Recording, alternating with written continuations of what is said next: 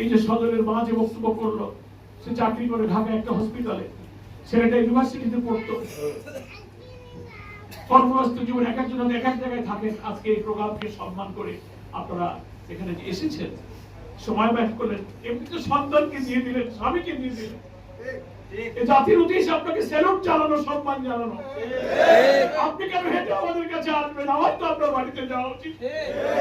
আমাদের আজকে রাজনৈতিক সাংগঠনিক এই সীমাবদ্ধতার কারণে আমরা যে পারলাম না, এই লজ্জা, এই অনুতাপ, এই বেদনা আপনারা আমাদেরকে ক্ষমা করে দেবেন। তবে জামাত ইসলামী আমির আমাদেরকে নির্দেশ দিয়েছেন যে এই শহীদ পরিবারগুলোর পাশে জামাত ইসলামী থাকবে ইনশাআল্লাহ। যতটুকু পেরেছি আমরা সহযোগিতা করেছি, আরো করবো ইনশাআল্লাহ। এখানে জামাত ইসলামীর নেতৃবৃন্দ কর্মীরা যারা আছেন, এই 6 জন শহীদ যাদের বাড়ি গাইবান্ধায়, নিশ্চয়ই তাদের বাড়ির আশেপাশে ইউনিয়ন ওয়ার্ড সংগঠন আমাদের কর্মীরা আছেন। আল্লাহ রাসূলের এই কথাটা মনে রাখবেন, কোন প্রতিবেশী কে অভুক্ত রেখে কেউ যদি খানা খায়, সে মুমিন হতে পারে। এই শহীদদের মায়েরা, বাপেরা আজকে যে বেদনা ব্যক্ত করলো, তাদের মনে আফসোস থাকতে পারে যে আমার ছেলেটা যদি বেঁচে থাকতো, স্বামীটা থাকতো, আমার ভাই বেঁচে থাকলে আমার সংসারের কত প্রয়োজন সে পূরণ করত।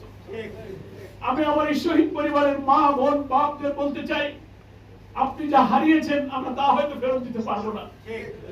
যে যা হারায় তার বেদনা সেই বলে পৃথিবীর আর কেউ বুঝতে পারে না। কারোর কোনো বক্তব্য তার হৃদয়কে প্রশান্ত করতে পারে না। তার ভিতরে বুকটা কিভাবে যে ছিঁড়ে ফুটো হয়ে যায়, তিনি সেটা উপলব্ধি করতে পারেন। কিন্তু আমি আপনাদের কাছে এইটুকু কথা দিতে পারি যে আল্লাহ তাআলার দিকে চেয়ে যদি আপনি সবর করেন এবং নিজের ইমানের দাবিতে এই বুঝ আপনার নিজেকে নিজেই দিতে হবে যে আমার স্বামী, আমার সন্তান, আমার ছেলে, আমার ভাইকে তো আল্লাহই দিয়েছিলেন, তার হায়াত আল্লাহ ঠিক করে রেখেছে। ওমা কানা লিনাফসিন আন তামুতা ইল্লা বিইজনিল্লাহি কিতাবাম মুআজ্জালা। কোন প্রাণীর মৃত্যু হয় না সেই সময় আসা পর্যন্ত, যতক্ষণ না সে সময়টা আল্লাহ নির্দিষ্ট করে রেখেছে। ফলে আজকে এই নাজমুল সজলরা সহ 6 জন যে গাইবান্ধার চলে গেল আমাদের মাঝ থেকে, এই দিনেই তাদের মৃত্যুর তারিখ নির্দিষ্ট ছিল। এটা আল্লাহর ফয়সালা।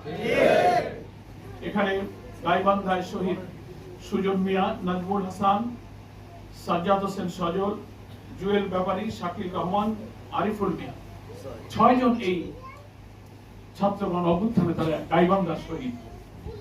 বিভিন্ন স্থানে তারা নির্মমভাবে নিষ্ঠুরভাবে শাহাদাত বরণ করেছে। এই শহীদ পরিবারের সাথে সারা বাংলাদেশের প্রায় 1000 ছাত্র কমপক্ষে, এখন তো আরো লাশের খবর আসছে, সাভারে, আশুলিয়া, বিভিন্ন জায়গায় সব হিসাবের পরেও গাড়ির উপরে লাশ রেখে পুড়িয়ে দেওয়া হয়েছে, সে খবর আমরা এখন জানতে পারছি।